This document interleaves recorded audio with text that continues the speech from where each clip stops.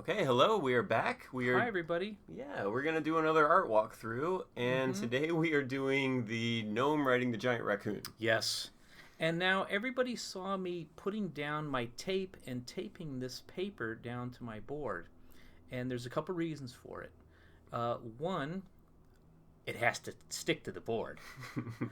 And two, when you put tape around the edges, it helps when you, because I use a lot of water with my paint. It's a paint called gouache, and it's like an opaque watercolor. And when you put it on the paper will buckle. And then when you hit it with a hair dryer, it will shrink it down. It will shrink the paper back. And if you have tape around all the edges, it makes it all flat. So you don't have waves in your paper then. Oh, So, and it just makes it easier to work on. yeah, too, it makes it easier to work on. And are those like? Can you like permanently like if you start getting the waves and stuff in there, does that just kind of ruin the paper? It doesn't ruin the paper because I use 100% cotton paper. Mm-hmm. There's no wood pulp in this paper, and it'll take paint really well. And of course, if you put way too much water on it, it will warp. But it takes a lot to warp that paper. So that's a pretty ferocious looking raccoon you've Yes. got over there on the right. Well, he's a mix between a couple raccoons. I pulled some images off the internet, but the head and the face are from a different raccoon. So I pulled the body from one picture, and then I wanted a more fierce looking face, so I pulled that off another raccoon, and then I put them together on Photoshop. Oh, okay, so you Photoshop that together and then... Yeah, that you cannot find that picture on the internet. It doesn't exist because I doctored that heavily. Okay. And you can't really just, swipe something off the internet completely because then you get in trouble for that too. Sure. Yeah. And here you see I'm painting the gnome riding him first. And because the gnome is wearing clothes and things, you paint the skin first, then the hair, then the clothes. And so you work from literally the background to the foreground. Oh, wow, yeah. So you do the skin first and then put the clothes on him. Yeah. Then you dress him up. Yeah. First pants, then shoes. Yes, exactly. First socks, then shoes. And I took him from a Scottish Highlander outfit. I thought that would be really fun. Yeah. I really didn't know what I was going to do with him. And my first sketch was in him in a little suit of armor. And he just looked dumb. He didn't look fun. And I was going through some of my history books, and I came across this guy, the Scottish Highlander, and I went, now that's going to be fun. Yeah. And you can see to the left of me, I can see one of those Osprey books. Yeah, one of the over Osprey books by Angus MacBride with the Highlander outfit. And I swiped that outfit and put him on there. And then I gave him a little targ shield, a pipe. And I was going to put some other stuff hanging off there, but it was too busy. Yeah. So I left it off. Because you kind of want the focus to be on the raccoon, right? So you yeah. wanna And if he's got too much stuff on him, it's just going to take away from him. Yeah, then it becomes a picture of the gnome and not of the thing he's riding. Not of the raccoon. You want that beautiful raccoon snarl to be front and center on the picture. Yes, I did. Yeah. You gave him a good little sword there, and he's got just enough personality that you can imagine what he sounds like when he talks. Yeah. Also, I went online and looked up pictures of other artwork on gnomes and got like the basic face shape. But then I had to draw my version of it, which is a little different. And now here what we're doing is we're putting on some color onto the raccoon. And it's kind of a brown color because raccoons aren't just black and white. They got a little bit of color in there, a little bit of brown, a little tan. And now I'm going in and defining my dark areas. So I'm putting in my darks and my blacks. And I'm using a watered down black here to do this kind of gray area. It's interesting that you washed him entirely in brown because I don't think of brown as being a raccoon color, but I guess it's under there. Yeah, it's if you looked at the color version of that, you will see that there's some browns in there. And if you just painted him in black and white, he would look weird. Yeah, I could totally see that. And he wouldn't match the gnome, who has so much brown in him. So you have to kind of carry that color theme through. Anyway. Oh, interesting. Yeah, because you can't, if you dramatically change the color palette from the rider to the creature, it wouldn't look like they would go together. Yeah. Yeah, so it'd look weird. I mean, it looks weird already because it's a gnome riding on a raccoon. I mean, how weird are you going to get, right? You're like, wow. I mean, I want to look really weird. Yeah.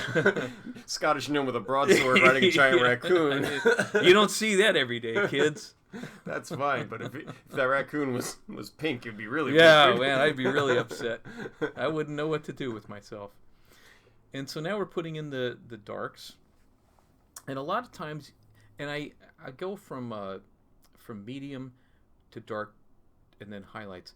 But these blacks I have to put in because to define my shape. Because if I didn't put those in, I'd lose my lines. So I had to put those super darks in and then some medium darks on top of that. You got to create the lines that you have to color inside. Mm-hmm. That's exactly what we're doing. And color in the lines. But if you don't have any lines, then you're you're in trouble. Yeah. And now we're putting in blacks. And notice that the blacks are at the very bottom too, which gives us a lot of heaviness to it. And so for this fur, it's similar to the war dog that we did, where you squish up the paintbrush. Absolutely, yeah. And we're going to see that too when I start putting in the fur. But now I'm doing his face. You get the jaws in there. Yeah, and those nice teeth. And now we're starting to put lights in, right, of various levels. Gray brown. And then we're going to do a lighter gray on top of that, and then we're going to put whites in on top of that. Yeah. So you get that three-dimensionality of those various layers. Yeah. You can still kind of see the brown peeking through, and it just adds that lower level of... Yes.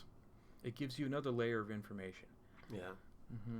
And then this one took you longer than the others. We speed them all up so that they're about like 8 to 10 minutes, but this took a really long time. This took an entire day to paint that. I mean, this was a 10-hour painting. Yeah. Yeah, I think we had 2.5 or 3 hours of footage on this that we sped up. So, I mean, this is at like 1,500% speed or something. Something like that. And the reason it took so long is because doing that fur just takes you a very long time.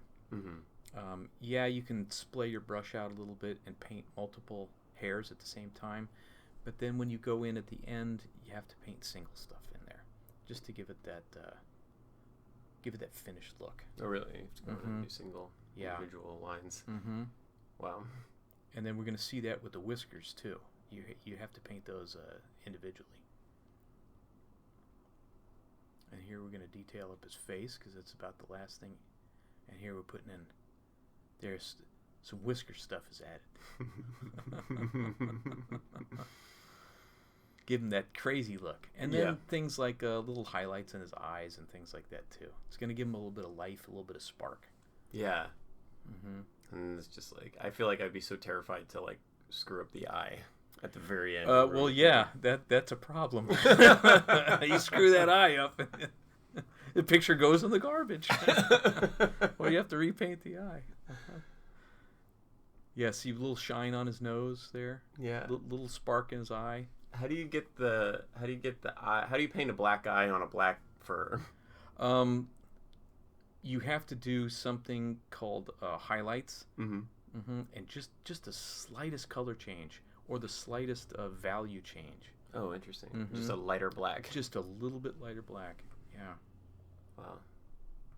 And that'll give you a realistic look too. Totally. As opposed to I mean, it's a little cartoon and silliness now, but it gives you that realism where you can kind of buy it. Yeah, it's a silly thing, but it's painted realistically enough that you can imagine this is a real thing. And now I'm using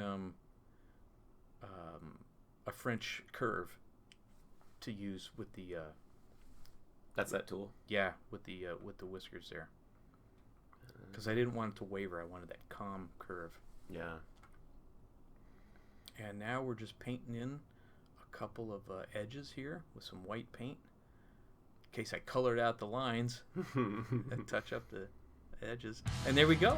He's All done. right. Giant raccoon. Giant raccoon. Awesome. Thanks, Brian. Thank you, everybody.